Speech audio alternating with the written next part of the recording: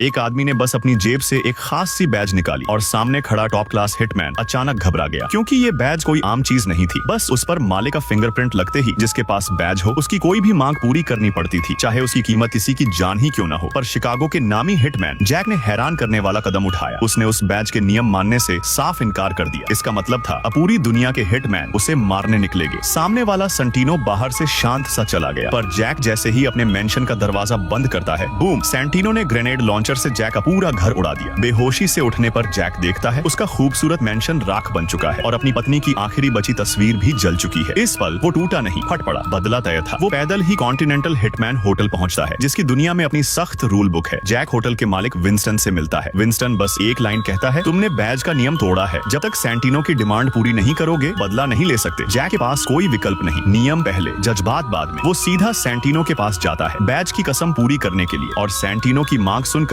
उसकी सांस रुक जाती है। जैक को उसकी ही बड़ी बहन को मारना था, क्योंकि बहन को हटाते ही सेंटिनो उसकी जगह हाई टेबल में बैठ सकता था। जैक जानता था ये साफ गद्दारी है, लेकिन कानून तोड़ता तो खुद मारा जाता। उसने बिना बहस किए मिशन स्वीकार किया। जैक बैंक जाता है, जहां उसका स्पेशल गियर लॉकर था। रिटायरमेंट के बाद भी उसने कभी बंद नहीं किया था। अंदर वही सिग्नेचर ब्लैक सूट, गोलियां और वो घातक हथियार पड़े थे जो कभी उसके नाम से दुनिया डरती थी। सूट पहनते ही पुराना जैक वापस आ गया। अब वो एक गुप्त होटल में बारटेंडर बने आदमी से मिलता है, जो असल में अंडरग्राउंड वेपन्स कस्टमाइजर था। जैक चुपचाप अपनी जरूरत बताता है और कुछ मिनटों बाद perfect tools for a silent assassination उसके सामने थे। इसके बाद जैक अपनी भारी राइफल्स और बैकअप गन शहर के अंडरग्राउंड टनल में पहले से छुपा देता है। प्लान बी हमेशा तैयार। सब सेट। जैक टारगेट की लोकेशन पहुंचता है, इटली की एक रॉयल सेरेमोनी, जहां उसकी टारगेट और उसकी पुरानी दोस्त जियाना मौजूद थी। जैसे ही जियाना उसे देखती है, उसकी आंखों में समझ आ जाता है क्यों जैक आया है। वो मुस्कुराती है, कड़वी टूटी हुई मुस्कान। सेंटिनो मेरे पीछे आया और तुमने मान लिया। जियाना उसे बताती है कि उसकी मौत के बाद उसका भाई न्यूयॉर्क की अंडरवर्ल्ड को कब्जा करेगा और उस पूरी बर्बादी की जड़ जैक ही होगा। फिर वो एक चाकू निकालती है और खुद को खत्म कर लेती है, ताकि मौत उसके भाई की नहीं, उसकी अपनी चॉइस लगे।